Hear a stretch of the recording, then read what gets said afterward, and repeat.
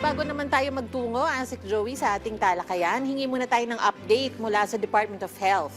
Asik Albert, kamusta po ang kasalukuyang kalagayan ng DOH-activated National Public Health Emergency Operations Center? Ano po ba yung mga pangunahing aksyon na ibinabahagi po nito sa mga rehiyong tinamaan ng bagyo? Yes, Director Cheryl and Asik Joey, ang ating National Public Health Emergency Operations Center ay nasa Code Blue pa rin po.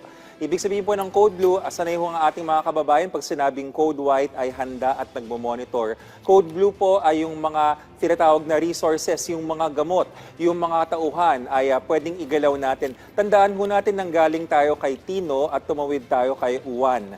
Meron ho tayong nasa, kung Uwan lamang ang pag-uusapan natin, meron tayong 11.19 na milyong halaga ng ating mga gamot at iba pang mga commodities na ibinaba, ibig sabihin ibinigay po sa ating mga local government unit. Huwag po tayong mag-alala kasi meron pa tayong 26.31 million na naka-preposition sa ating mga regional offices sa Ilocos, Cagayan Valley, Central Luzon, Bicol, Calabarzon, Cordillera at Western Visayas. Tapos nationwide naman po, meron tayong nakahanda na 153.30 million na stockpile. Bigyan ko po, Asik Joey and Director Cheryl, ng halimbawa. Naririnig po ng ating mga kababayan lagi yung katagang Campolas, C-A-M-P-O-L-A-S. Meron hong halimbawa yan, merong mga kadugmas yan, yung cotrimoxazole, amoxicillin, mefenamic acid, paracetamol, ORS or oral rehydration salts, lagundi, vitamin A, at saka skin ointments.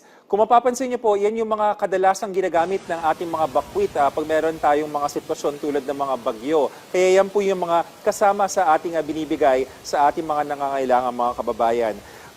Maliban po dyan, meron po tayong umagalaw na mga katauhan, yung ating Health Emergency Response Teams, nasa 307 po sila.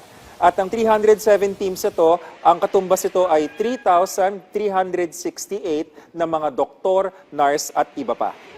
Parang madaling tandaan yung binanggit mo, Asik Albert, kasi parang katunog niya yung isang brand ng wafer stick.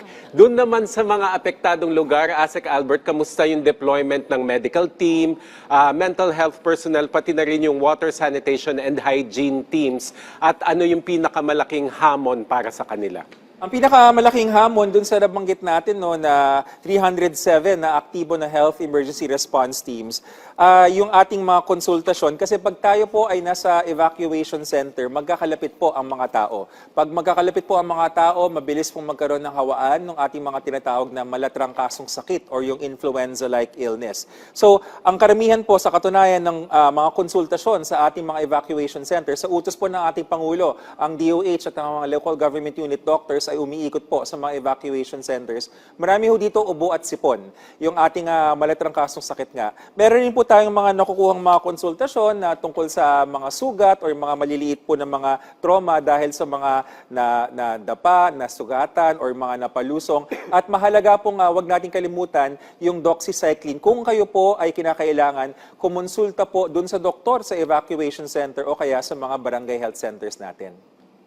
Asik, yung po bang medical teams niyo 24/7 na naka-standby din dun sa evacuation centers? Para Hindi kung po merong may sakit or may... Yes. 24/7 available yung serbisyo. Hindi sila nananatili dun sa isang evacuation center lamang. Umiikot sila, pero sabi nga na sa termino ng ating mga doktor, may mga rounds yan. So talagang umiikot sila dun sa iba-ibang evacuation center. At meron naman ho tayong mga naiiwan na evacuation center manager. So kumbaga rin na radyo or tinatawag kapag merong mga urgent, yung mga emergencies, na pupuntahan ho kagad ng ating mga ambulansya.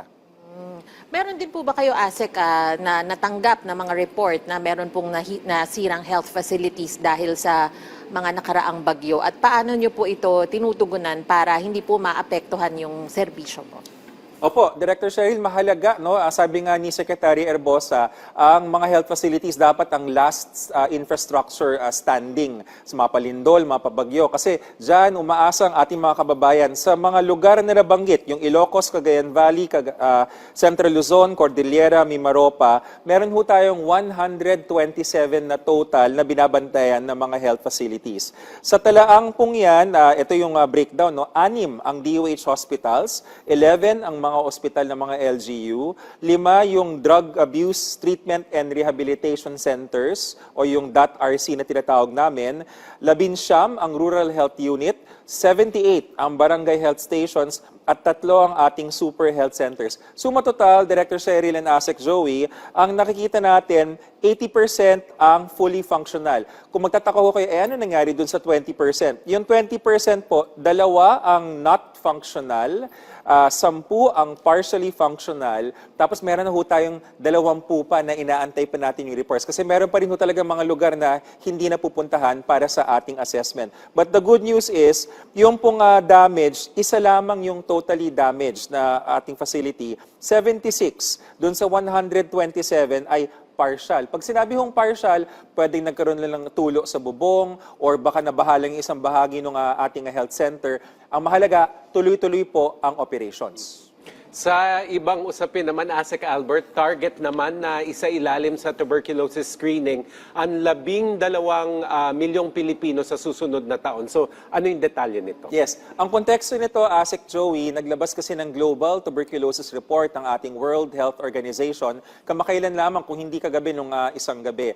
At alam nyo, ito yung mga contest na ayaw natin umaakit tayo sa podium. Pero kung dati, top 4 tayo sa buong mundo, abay tumaas ho tayo ng top 3. Doon sa pinakamarami sa buong mundo na may tuberculosis. At ang tugon po ng Department of Health sa utos ng ating Pangulo, yung ating screening, mahalaga dito, no? Alam niyo ho ba ngayon, yung X-ray na ginagamit sa tuberculosis, hindi na siya yung alam natin na malaki na talagang merong hiwalay na nagbumabaril ng ating radiation. Ngayon, para nilang siyang camera. Maliit lang siya, nakakahawakan siya at AI-assisted pa siya, artificial intelligence. Ibig sabihin, marami hong pwedeng ma-screen. Meron pa isa, ASEC Joey, yung ating nucleic acid amplification test, kahit laway lang po makuha, alam niyo ho, yung sa COVID, ganong teknolohiya rin. Kukuhanan ng laway, ito hindi siya yung bahing, pero yung laway, tas nalalaman ng ating laboratorio kung merong TB o wala. Yan ang kailangan para maparami yung ating screening, para pag alam natin kung ilan ang may TB, ay matutulungan kagad sila at mapipigilan ang hawa ng sakit.